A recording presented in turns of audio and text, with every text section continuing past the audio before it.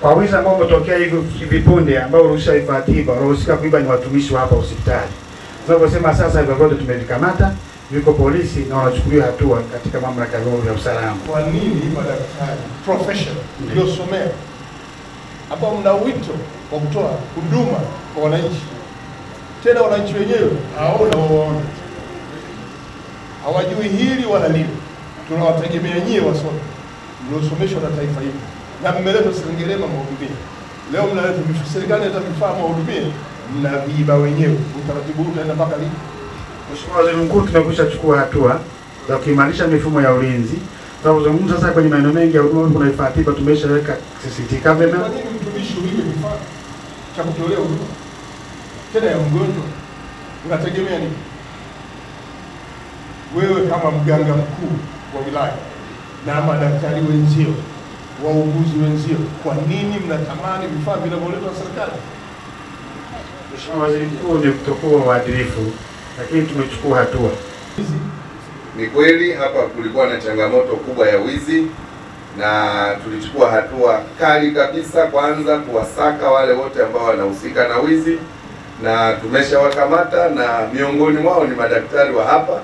Na hapa tunapozungumza, kwanza niwapongeze jeshi la polisi kwa kutekeleza vizuri maelekezo ambayo tuliyatoa na kufanikisha ukamataji wa vifaa hivi, na wahusika hapa wako ndani na tayari wameshafikishwa mahakamani.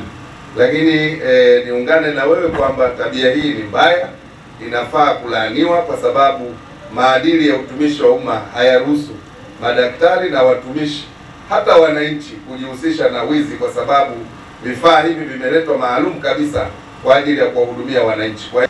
Mwaka jana tumeibiwa pikipiki, mwaka huu wamehamisha tairi mwezi wa 3, mwezi wa 4 wamebeba vifaa 5 muhimu vya kupima magonjwa. Hao wananchi magonjwa watapimwa. Tutajuaje mgonjwa huyu mwananchi ugonjwa wake utapata dawa gani kama tunaiba na kifaa cha kupima ugonjwa? Haiwezekani. Kwa endelea na hiyo hatua na endelea kuchuja watumishi hapa. Wale wenye dalili ya wizi wenye mahusiano na maeneo ya mauzo huko mjini lazima wachukuliwe hatua kali. Kwa hiyo bado umeshahidi kwamba unachukua hatua kali na kukabidhi kazi hiyo. Mkuu wa wilaya anasikia, lazima hapa pawe na ufuatiliaji wa kila siku. Hatuwezi kutunza wezi hapa alafu tunahitaji fedha, tulete fedha alafu afanye kazi. Tunanunua vifaa leo, serikali inanunua vifaa maeneo yote. Tutakuja usikia wameiba pia na MRI, watalibeba lile dudu. Utaratibu huu kwa hiyo lazima wadhibitiwe. Kwa maamuzi yako na mpango kazi wako endelea. Mheshimiwa Mbunge, jitihada zako ni nzuri na unafanya kazi. Vifaa vyote ndio ambavyo ulivitaka tumevileta, lakini wameshaanza kuiba hapo. Sasa hilo si la kwako, mwachia mkuu na mkuu wa wilaya na jeshi la polisi ndio wanaendelea. Hatua kali zichukuliwe, tena kali kabisa.